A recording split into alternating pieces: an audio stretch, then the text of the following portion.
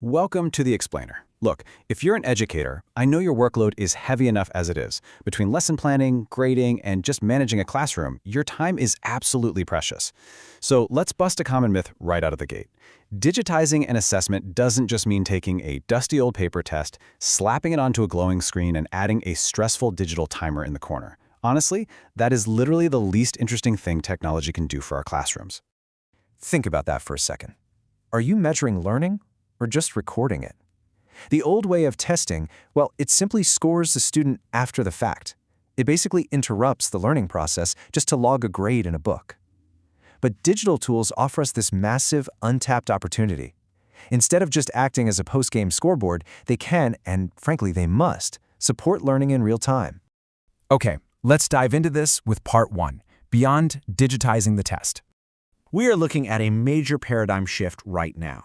Traditionally, assessment has been strictly divided into two completely separate camps. You've got summative assessment, that high-stakes grading at the very end of a unit, and then you have formative assessment, which is that lower-stakes, continuous feedback happening during the learning process.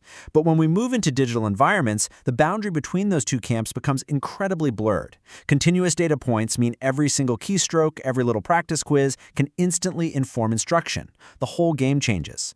So this introduces a really fascinating framework called Learning-Oriented Assessment, or LOA for short. In this model, absolutely all assessment, whether it's a massive final exam or a quick 5-minute pop quiz, actively contributes to the learning process. Digital tools like e-portfolios or collaborative writing platforms actually unite grading and feedback into one fluid motion. The assessment itself becomes part of how the learning actually happens. Now, for this to actually work in your classroom, it's got to do 3 things. First, it has to reflect real-world tasks, not just abstract trivia. Second, it needs to provide actionable feedback, stuff a student can use right away to improve. And third, it absolutely requires the learner to actively participate, like jumping into peer review or self-reflection. When you do this, assessment stops being an annoying interruption and becomes integrated right into the learning journey. Moving on to part 2, Inclusive and Multilingual Design. Now, what's really interesting about this slide is how we define fairness. If we're changing how we assess, we really have to look at what equitable evaluation actually looks like in a modern, diverse classroom. Historically, testing has been what experts call monoglossic. That means we assume fairness is treating all learners identically, testing them in a single, rigid target language. But a heteroglossic approach? That completely flips the script. It recognizes that identical treatment isn't always fair. Instead, we really need to evaluate using a learner's full, integrated linguistic repertoire. And this brings us to a super powerful concept called translanguaging. Instead of forcing a student to operate in a linguistic straitjacket, translanguaging allows learners to use all of their background languages and resources to demonstrate true conceptual understanding.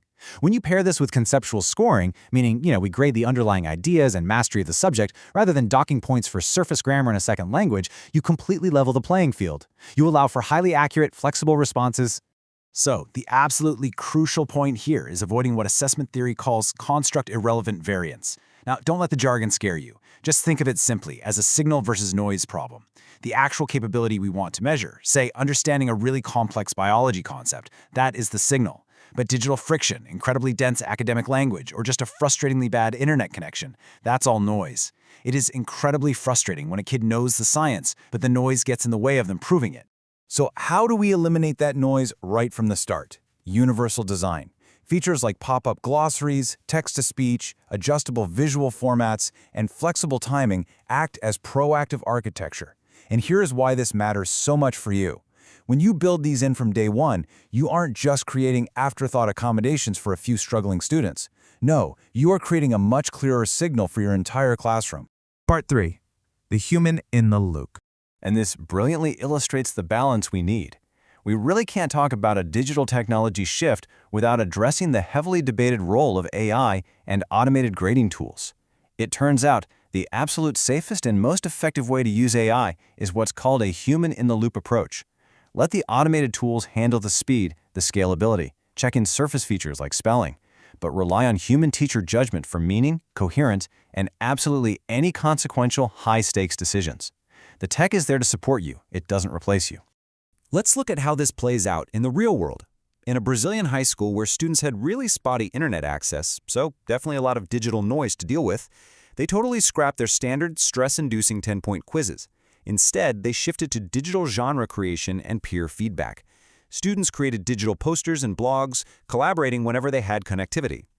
The teachers shifted from being mere graders of final products to actual guides through the learning process. It proves that formative digital tools work beautifully, even in severely resource-constrained environments. Or take this middle school in Portugal. Instead of taking a standard, frankly boring language test, the kids actually co-created digital games to map out the languages used on street signs right in their own neighborhoods. They were actively evaluating their local linguistic landscapes. This heteroglossic approach proves that when you use participatory design, it yields a level of critical awareness and deep engagement that conventional fill-in-the-blank tests completely miss. Which leaves us with this final lingering thought for your own practice. If we strip away all that noise of the digital format and we successfully remove the language barriers, what is your gradebook actually measuring? Are you capturing a student's true understanding or just their ability to navigate the noise? Thanks for joining me on this explainer, and I really hope it sparks some amazing signal-boosting changes in your classroom.